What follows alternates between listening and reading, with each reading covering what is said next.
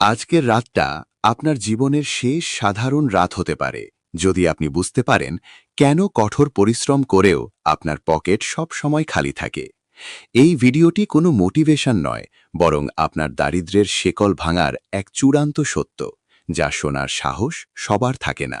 কল্পনা করুন, আজ রাতে ঘুমানোর সময় আপনার মাথায় একটা প্রশ্ন ঘুরছে।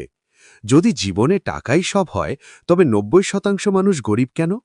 এই উত্তর স্কুল দেয়নি, পরিবার শেখায়নি, আর যারা ধনী তারা মুখ ফুটে বলে না, কারণ এই সত্যিটা সামনে এলে পুরো সিস্টেমটাই নড়ে যাবে।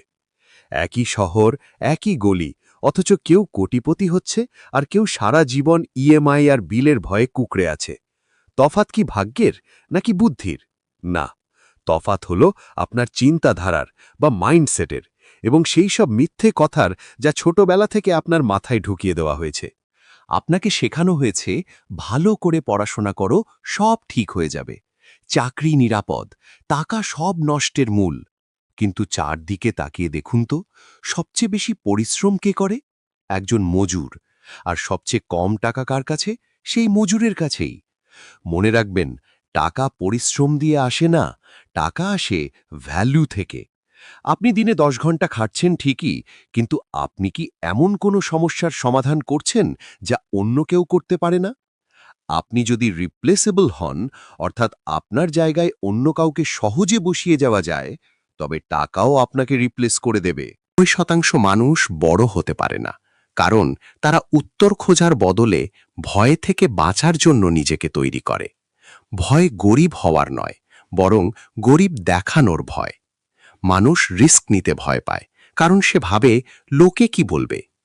ধীরে ধীরে আপনি নিজের ভেতরের আওয়াজ শোনার বদলে বাইরের কোলাহল শুনতে শুরু করেন। আর একদিন আপনি নিজের জীবনেরই একজন দর্শক হয়ে যান।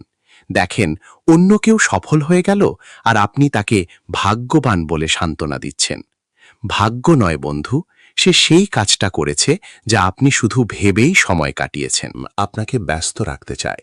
সকালে দৌড়াও, অফিস যাও, ক্লান্ত হয়ে ফিরে এসে ফোন স্ক্রল করো এবং ঘুমিয়ে পড়ো। এই চক্রে আপনি এতটাই আটকে যান যে ভাবার সময়টুকুও পান না। যারা এই চক্র থেকে বের হতে চায় তাদের বলা হয় প্র্যাকটিক্যাল হও। আসলে এই সন্তোষ বা অল্পতে খুশি থাকা অনেক সময় ভয়ের একটা সুন্দর নাম। যতক্ষণ আপনি লড়ে হারছেন না, ততক্ষণ শান্ত হয়ে যাওয়াটা সন্তোষ নয়, ওটা আত্মসমর্পণ। টাকা আত্মসমর্পণকারীদের কাছে যায় না। নিজেকে আয়নার সামনে দাঁড় করান।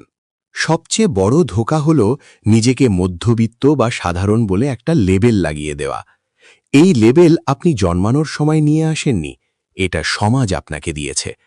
৯০% মানুষ নিজের সাথেই সারা জীবন লড়াই করে। একদিকে স্বপ্ন, অন্যদিকে পুরনো অভ্যাস। টাকা কনফিডেন্স দেখে আসে না, টাকা আসে ক্ল্যারিটি বা স্পষ্টতা দেখে। আপনার কাছে কি কোনো রোডম্যাপ আছে, নাকি আপনি শুধু মোটিভেশনাল ভিডিও দেখে সাময়িক উত্তেজিত হচ্ছেন?